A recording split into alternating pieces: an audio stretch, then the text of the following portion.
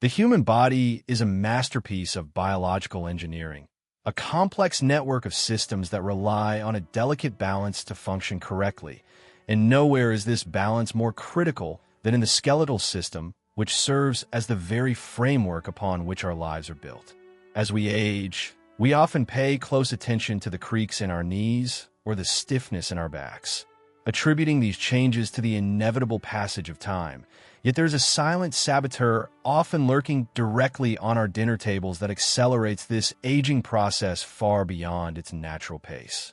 We are speaking, of course, about salt, or more specifically sodium, a mineral that is essential for life, but which, in the modern diet, has become a pervasive threat to the structural integrity of our bones.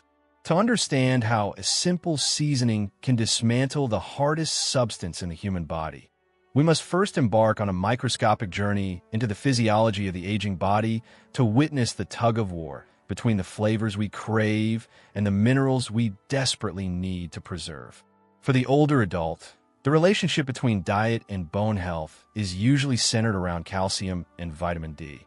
But this focus ignores the metabolic reality that retention is just as important as intake. You can consume all the dairy and supplements recommended by your physician, but if your internal chemistry is programmed to expel these minerals, your efforts are akin to pouring water into a leaking bucket. This leak is primarily driven by sodium.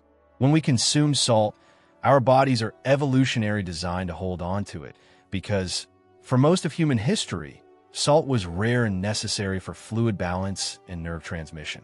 However, in our contemporary world where processed foods and added seasonings are ubiquitous, we flood our systems with vast quantities of sodium that the body must desperately work to eliminate to prevent high blood pressure and fluid overload.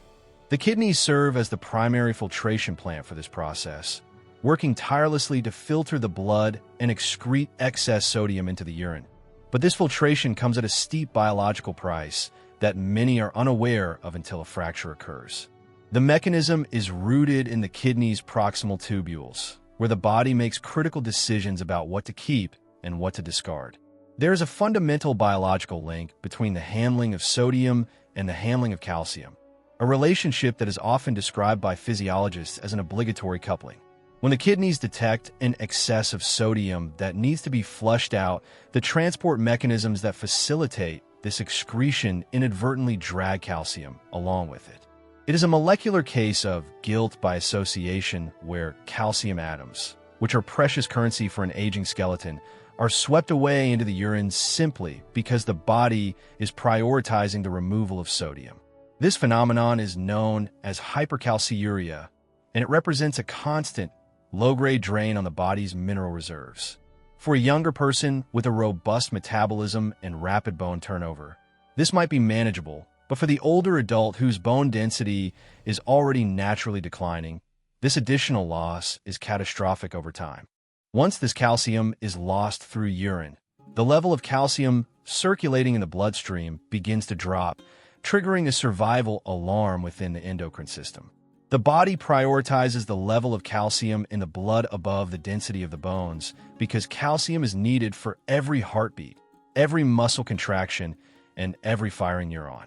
If blood calcium drops even slightly, the parathyroid glands, for tiny glands located in the neck, detect the deficiency and secrete parathyroid hormone, or PTH. This hormone acts as a master regulator, and its primary instruction in this context is to recover calcium by any means necessary to keep the heart and brain functioning. Tragically for the skeletal system, the most readily available reservoir of calcium is the bone bank. The PTH signals specialized cells known as osteoclasts to become active. Osteoclasts are essentially demolition crews. Their job is to break down bone tissue to release the stored calcium back into the bloodstream to compensate for what the salt-heavy diet has caused the kidneys to flush away. This process creates a vicious cycle that is particularly aggressive in the elderly population. High salt intake leads to sodium excretion, which leads to calcium excretion, which lowers blood calcium, which raises PTH levels, which finally stimulates osteoclasts to dissolve bone. This is not a sudden event, but a continuous, relentless erosion that happens with every salty meal, every processed snack, and every day that sodium intake exceeds the physiological limit. It is important to visualize this not as a sudden break, but as a slow hollowing out of the bone structure. The bone matrix, which should look like a dense, sturdy honeycomb, begins to thin.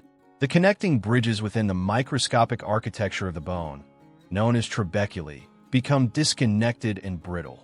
In the early stages, this damage is completely asymptomatic, meaning there is no pain and no visible sign of the destruction taking place deep within the marrow and the mineralized cortex of the femur, the spine, and the hip. The impact of this mechanism is amplified in older adults due to the natural decline in kidney function that accompanies aging. As we get older, our kidneys become less efficient at concentrating urine and conserving minerals, making them even more sensitive to the diuretic effects of salt. Therefore, the same amount of salt consumed by a 30-year-old might cause a significantly higher amount of calcium loss in a 70-year-old. Furthermore, the aging gut becomes less efficient at absorbing calcium from food, creating a dual-threat scenario where less calcium is entering the system while more is simultaneously being forced out by sodium. This creates a state of negative calcium balance that no amount of milk drinking can fully correct if the salt intake remains high. The body is effectively in a state of starvation for minerals, cannibalizing its own structural supports to maintain the electrolyte balance in the blood. It is also crucial to understand that this process affects different types of bone differently. Cortical bone, the hard outer shell, is relatively resistant, but trabecular bone, the spongy interior found in the vertebrae and the ends of long bones, is highly metabolically active and is the first to suffer from this chemically induced resorption. This explains why high salt intake is statistically linked to an increased risk of vertebral fractures and compression fractures in the spine, leading to the stoop posture often seen in the elderly. These are not always caused by falls or trauma. Often, the vertebrae simply collapse under the weight of the body because the internal struts have been dissolved away by years of excess sodium, triggering the body's own demolition mechanisms. The tragedy is that this is frequently misdiagnosed simply as old age or genetic osteoporosis, when in fact, it is a lifestyle-driven acceleration of bone loss that could have been mitigated. Beyond the direct leaching of calcium, high sodium intake alters the entire acid-base balance of the body, creating a subtle state of metabolic acidosis. The modern diet, high in sodium and often rich in animal proteins, produces a surplus of acid that the body must neutralize. Bones act as a massive alkaline buffer system. They contain carbonates and phosphates that can neutralize acid. When the blood becomes slightly too acidic due to dietary factors, the bone dissolves not just to release calcium, but to release these buffering agents. Sodium chloride, or table salt, exacerbates this acidity, providing yet another chemical pathway through which the skeleton is sacrificed for the sake of systemic homeostasis. This chemical erosion adds another layer of complexity to the issue, suggesting that salt attacks the bones from multiple physiological angles simultaneously, through the kidneys, through the parathyroid hormones, and through the acid-base equilibrium. We must also consider the role of thirst and fluid dynamics. High salt intake drives thirst, leading to increased fluid consumption, which in turn increases urine volume. While hydration is generally good, excessive urine production driven by salt means the kidneys are working overtime, constantly filtering and refiltering the blood. This high turnover state reduces the time available for the renal tubules to reabsorb other critical nutrients, including magnesium, which is a vital cofactor for bone health. Magnesium helps to stabilize the mineral crystals in bone and is required for the activation of vitamin D. By disrupting the kidney's handling of sodium, we inadvertently disrupt the handling of magnesium, further weakening the bone matrix from a different angle. It is a domino effect where toppling the first tile, sodium, brings down an entire complex arrangement of mineral dependencies that keep our skeleton strong. The insidiousness of this process lies in its silence. A person does not feel their calcium levels dropping in their urine. They do not feel the parathyroid hormone surging in their blood. They do not feel the microscopic osteoclasts dissolving the trabecular bridges in their spine. They simply enjoy their meals, perhaps thinking they are eating healthily because they avoid sugar or fat, unaware that the high sodium content in their soups, sauces, and breads is slowly dismantling their structural integrity. By the time the first symptom appears, usually a fracture from a minor bump or fall, the bone density has already been compromised to a critical degree. This makes salt a silent thief, robbing the elderly of their independence and mobility 1 milligram at a time, hidden behind the mask of flavor and culinary tradition. As we transition from understanding the chemical mechanism to looking at the long-term pathological consequences, it becomes clear that this is not just about bones becoming thin. It is about a fundamental alteration in the material quality of the skeleton. The collagen matrix, which provides flexibility to the bone, remains relatively intact, but the mineral density that provides stiffness and compressive strength is stripped away. This results in bones that might look normal in size, but are structurally hollow, like a piece of dried wood that has been eaten away by termites from the inside. This hollowing out is the prelude to osteopenia and eventually full-blown osteoporosis, conditions that are inextricably linked to the dietary environment we create for our bodies. The physiological cost of a high-salt diet is a debt that accumulates over decades, but the bill comes due most severely in the later years of life, when the body's ability to repair and regenerate is at its lowest. Furthermore, recent research has begun to suggest that the impact of sodium on bone is not limited to mineral loss alone, but may interfere with the cellular signaling that tells bones to rebuild. In a healthy skeleton, there is a balance between osteoclasts, which break down bone, and osteoblasts, which build new bone.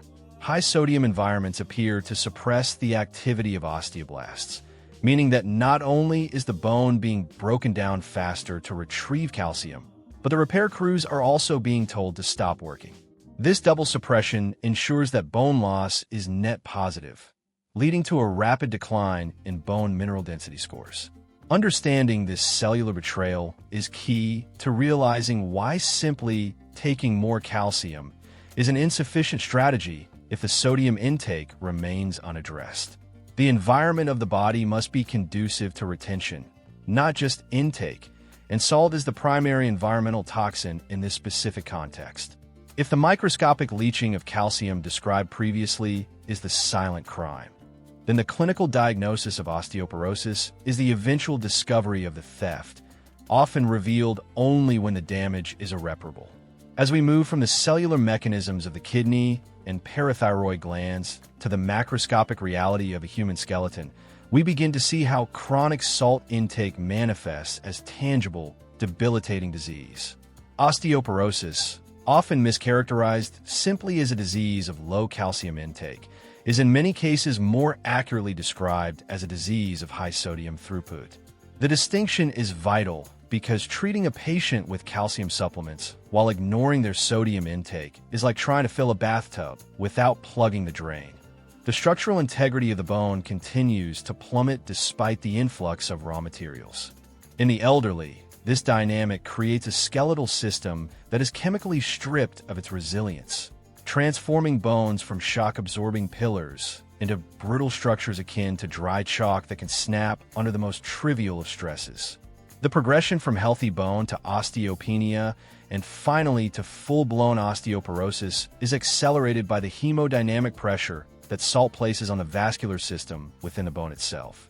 Bones are not dry, dead sticks. They are highly vascularized living organs filled with blood vessels that supply nutrients and remove waste. High sodium intake, known for increasing systemic blood pressure, also increases the pressure within the bone marrow. This intraosseous hypertension compromises the delicate microcirculation required for bone repair. When the blood flow within the marrow is sluggish or under too much pressure, the delivery of oxygen and nutrients to the osteocytes, the cells that live inside the bone matrix, is impaired. Starved of nutrients and stressed by the high-sodium environment, these cells begin to die off, leaving behind empty pockets in the bone tissue. This micronecrosis contributes to the overall fragility of the skeleton, independent of the calcium loss, creating a two-front war against bone health. One fought on the chemical front of mineral balance, and the other on the vascular front of blood supply. However, the devastation of salt is not confined to the hard, mineralized bone. It extends menacingly into the soft, pliable cartilage that cushions our joints. This is a critical realization for the elderly population, where osteoarthritis is as prevalent, if not more so, than osteoporosis. Cartilage is a unique tissue. It has no blood supply of its own and relies entirely on the diffusion of synovial fluid for its nutrition and hydration. It functions like a biological sponge, depending on a precise balance of water and electrolytes to maintain its shock-absorbing properties. Sodium is a master of osmosis, effectively dictating where water goes in the body. When systemic sodium levels are chronically high, the osmotic balance of the body is shifted, and this can lead to dehydration of the cartilage matrix. Dehydrated cartilage loses its elasticity and its ability to rebound after compression. Imagine a fresh, juicy sponge compared to a dry, stiff one. The fresh sponge absorbs impact, while the dry one crumbles. High salt intake contributes to the drying out of articular cartilage, making it more susceptible to the wear and tear of daily movement, thereby accelerating the progression of osteoarthritis in knees and hips. Furthermore, recent scientific investigations have uncovered a direct link between high sodium intake and inflammation within the joint capsule. We often think of salt as sterile, but to the immune system, an excess of sodium can be a trigger for aggression. High concentrations of salt in the tissue can stimulate a specific type of immune cell known as the Th17 helper cell. These cells are pro-inflammatory. When activated, they release cytokines, chemical signals that tell the body to attack.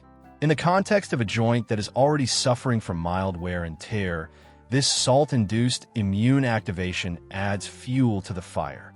It turns a mechanical issue of worn cartilage into a complex inflammatory disease, leading to increased swelling, pain, and stiffness. For an older adult suffering from arthritis, reducing salt intake is not just about blood pressure. It is a potent, non-pharmaceutical strategy to lower the systemic inflammatory burden that drives joint pain.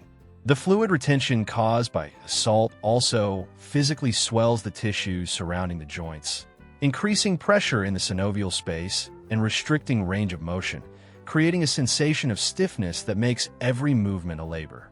This inflammatory response is particularly dangerous because it creates a biochemical environment that is hostile to bone formation.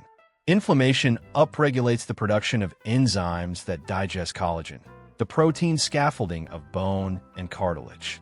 So, while the high-sodium diet is chemically dissolving the mineral component of the bone through the kidneys, the resulting inflammation is biologically digesting the protein framework of the joint. This dual mechanism explains why individuals with high-salt diets often report higher levels of musculoskeletal pain and stiffness compared to those with low-salt diets, even before any fractures occur. The salt is effectively keeping the body in a state of chronic, low-grade emergency, forcing the immune system to constantly patrol tissues that are irritated by the hypertonic, salty environment. The relationship between salt and the spine deserves specific attention in this narrative of degeneration. The vertebrae are composed largely of trabecular bone, the spongy type most sensitive to metabolic changes. But separating these bony vertebrae are the intervertebral discs, gelatinous cushions that allow the spine to bend and twist. These discs, like joint cartilage, are heavily dependent on hydration to maintain their height and function. By altering the body's fluid dynamics and drawing water out of cellular matrices to dilute sodium in the blood, a high-salt diet can compromise the hydration status of these discs. A dehydrated disc shrinks, losing height and failing to cushion the vertebrae effectively. This contributes to the loss of stature seen in aging, but more acutely, it increases the risk of disc herniation and nerve compression. The combination of salt-weakened vertebrae and salt-dehydrated discs creates a spinal column that is structurally unsound, leading to the chronic back pain that plagues millions of older adults, often misattributed solely to mechanical strain rather than nutritional toxicity. We must also address the dangerous interplay between salt, muscle function, and fall risk. Bone fractures in the elderly are rarely spontaneous. They're almost always the result of a fall. Sodium plays a pivotal role in muscle contraction. The balance between sodium and potassium across the muscle cell membrane is the spark plug that allows muscles to fire. When this balance is disrupted by chronic excessive sodium intake and the subsequent potassium depletion, since sodium and potassium largely antagonize each other, muscle function is impaired. This manifests as sarcopenia, the age-related loss of muscle mass and function, being exacerbated. Muscles become fatigued more easily, reaction times slow down, and the precise coordination required to catch oneself after a stumble is diminished. Therefore, a high-salt diet increases the risk of a fracture not only by thinning the bones, but by physically weakening the muscles that protect the skeleton and maintain balance. It acts as a double agent, sabotaging the structural defense, bone, and the active defense, muscle, simultaneously. This biological cascade is compounded by the sensory changes that accompany aging, creating a trap that is difficult to escape. As we age, the number of taste buds on the tongue decreases, and the remaining ones lose sensitivity. The ability to detect saltiness is often the first to decline. This leads to a dangerous behavioral feedback loop. The elderly individual adds more salt to their food to achieve the same flavor profile they enjoyed in their youth. They do not perceive the food as salty, yet their kidneys and bones are forced to process a toxic load of sodium. This flavor gap means that subjective taste is a terrible indicator of sodium intake for the geriatric population. A meal that tastes bland to an 80-year-old might contain 3 times the daily recommended limit of sodium. This sensory disconnect makes the silent erosion of the skeleton even more insidious, as the individual believes they are eating reasonably while unknowingly poisoning their bone marrow with every meal. The consequences of this lifestyle extend to the healing process itself. Should a fracture occur, the high-sodium environment acts as a barrier to recovery. Bone healing is a complex process requiring the rapid mineralization of a soft callus formed at the fracture site. This requires a massive mobilization of calcium to the injury. However, in a body programmed by high salt intake to excrete calcium, the raw materials needed to knit the bone back together are being flushed out the urethra. Studies have shown that high sodium intake delays fracture healing, results in weaker unions, and increases the risk of non-union, where the bone fails to heal entirely. For an elderly patient, a delayed healing process means prolonged immobility, which brings with it the risks of pneumonia, blood clots, and further muscle atrophy, often initiating a downward spiral of health from which recovery is impossible. Thus, salt not only causes the break, but also prevents the fix. Moreover, we cannot ignore the connection between salt, hypertension, and the medications used to treat it. High salt intake is the leading dietary cause of hypertension. To combat this, many elderly patients are prescribed diuretics, water pills. While some diuretics, like thiazides, can actually help retain calcium, others, like loop diuretics, can exacerbate calcium excretion. However, even with medication, if the underlying salt intake is not addressed, the blood pressure remains volatile. This volatility affects the blood supply to the femoral head, the hip joint. Poor blood supply, exacerbated by salt-induced vascular stiffening, can lead to avascular necrosis, death of the bone tissue due to lack of blood, causing the hip joint to collapse even without a fracture. This is a painful, crippling condition that leads directly to hip replacement surgery, a procedure that carries significant risks for the elderly. The salt we sprinkle on our food is hardening our arteries and starving our bone tissue of the blood it needs to stay alive.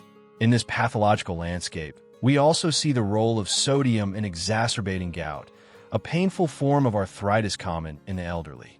While gout is caused by uric acid crystals, high sodium intake creates a physiological environment that favors the crystallization of uric acid.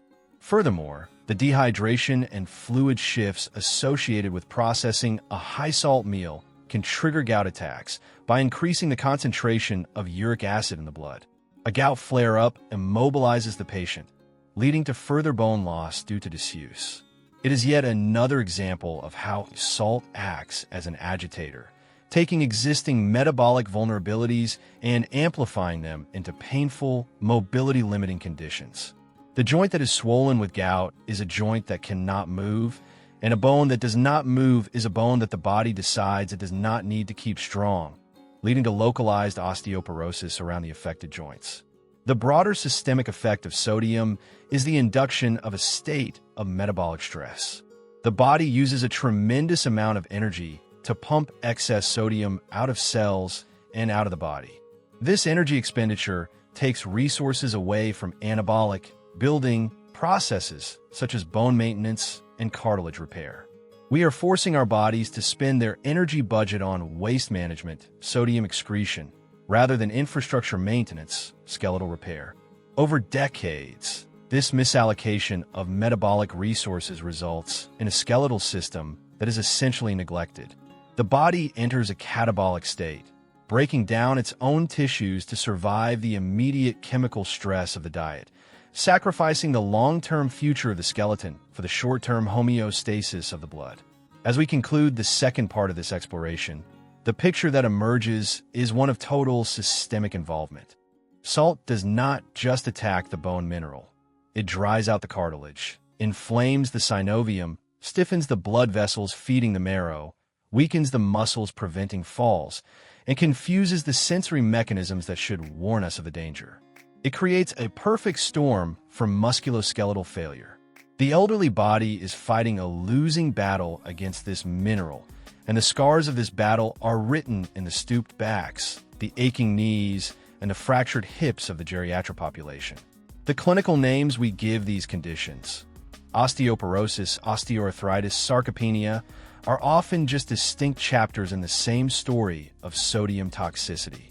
Having traversed the microscopic landscapes of the kidney and witnessed the structural devastation within the bone matrix, we arrive now at the most critical juncture of our narrative, which is the intersection of knowledge and action. The grim biology of sodium-induced calcium loss is not a sentence of inevitable decline, but rather a physiological puzzle that can be solved with strategic lifestyle adjustments.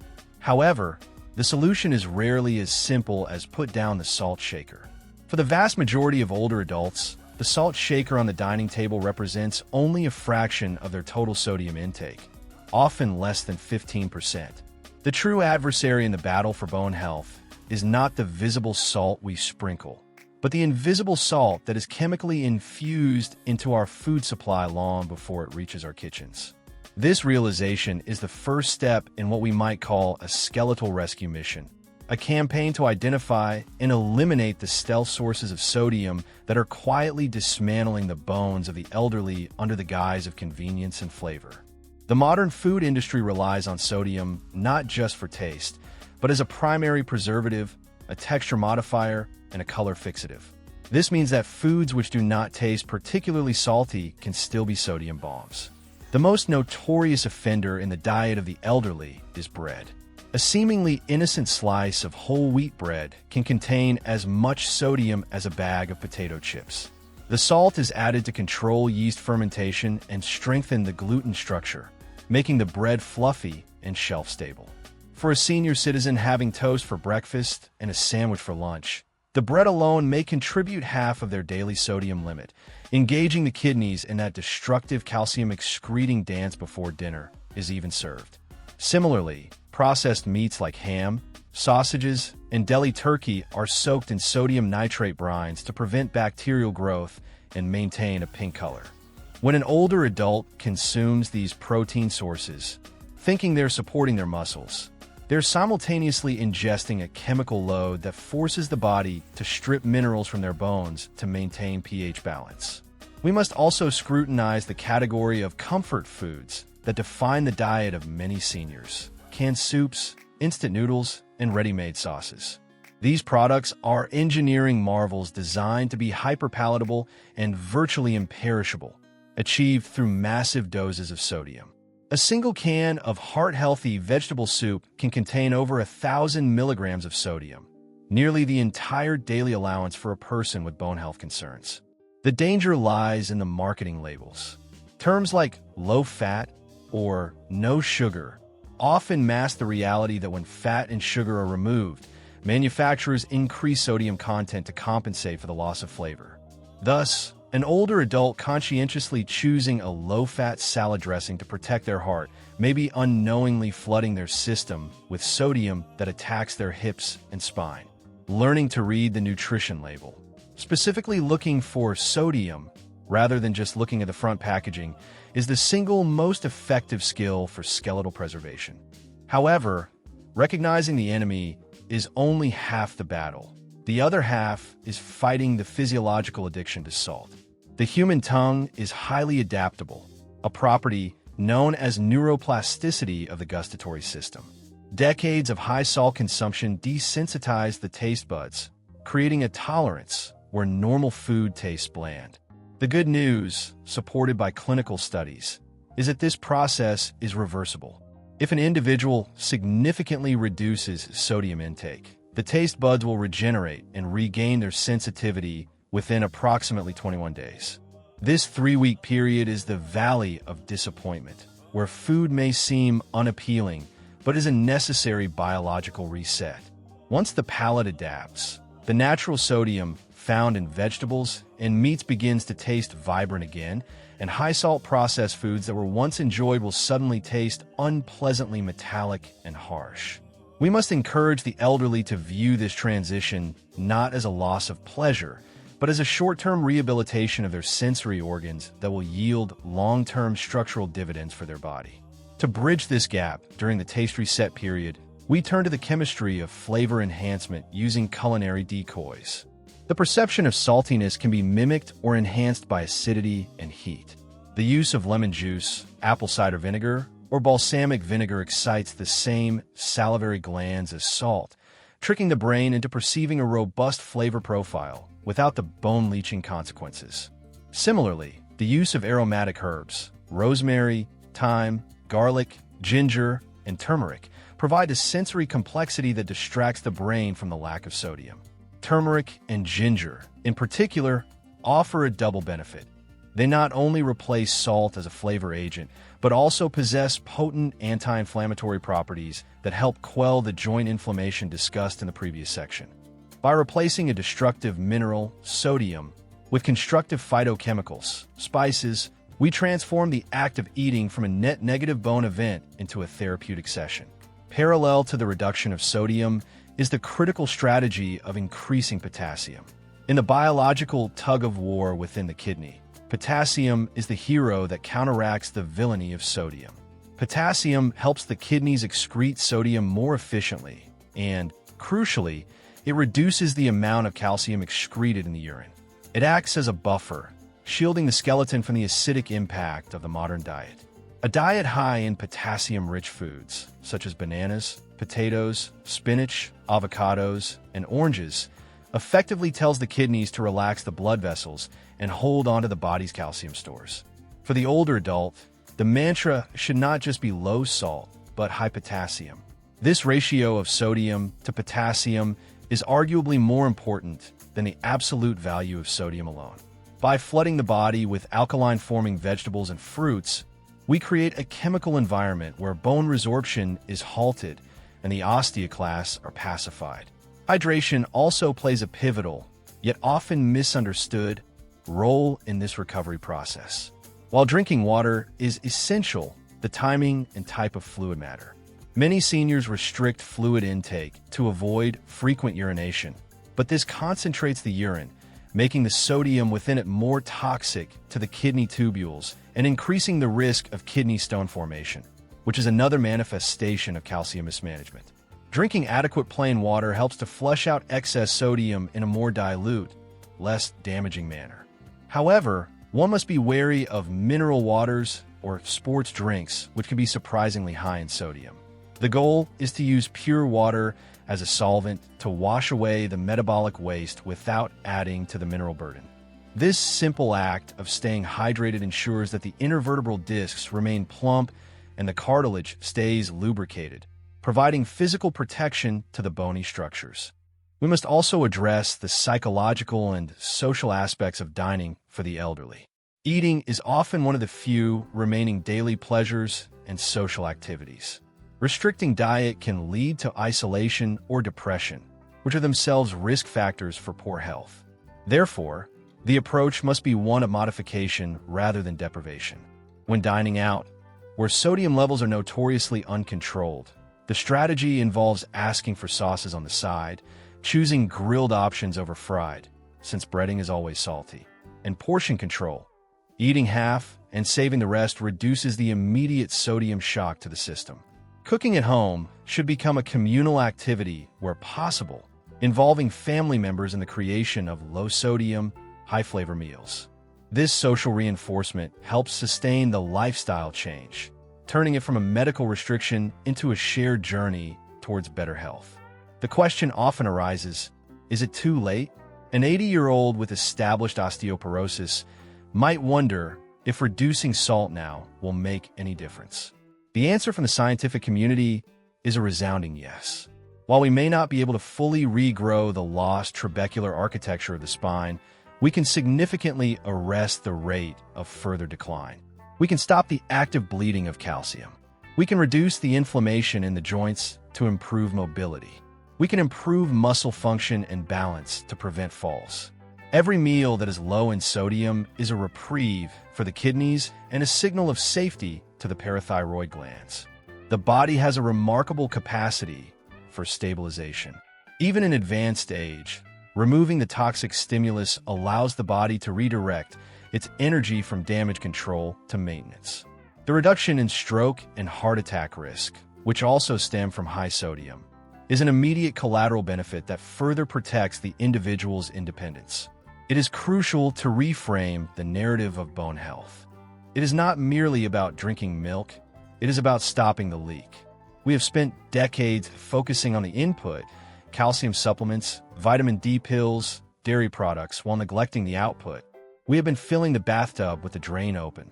Closing that drain requires a conscious, daily effort to reject the hypersaline environment created by the food industry. It requires a return to whole, unprocessed foods. It requires a re-education of the palate.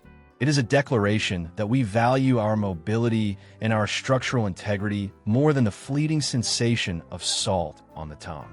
As we conclude this exploration into the silent erosion of our bones, let us visualize the skeleton not as a static, dry scaffold, but as a dynamic, living bank account of minerals. Every gram of salt is a withdrawal. Every potassium-rich vegetable is a deposit. The balance of this account dictates whether we spend our final years standing tall and moving freely, or confined by the pain and limitations of fractures. The power to choose resides not in the pharmacy, but in the grocery aisle and the kitchen. The silent thief that is salt relies on our ignorance and our habits to do its work. By shining the light of scientific understanding on its mechanisms, from the renal tubules to the osteoclasts, from the soup can to the blood pressure cuff, we disarm the thief. We take back control. For the older adult watching this, the message is one of empowerment. Your bones are listening to what you eat. They react to every meal. You possess the biological machinery to protect them. The aching in the joints, the stiffness in the back. These are not just signs of aging. They're signals from a body asking for a change in chemistry. By lowering the salt, you're not just lowering your blood pressure, you are raising your defense against frailty. You are preserving the very framework that allows you to hug your grandchildren, to walk in the park, to live life on your own terms. The transition may take 21 days for your taste buds, but the benefits will last for the rest of your life. Let the salt shaker collect dust so that your bones do not have to.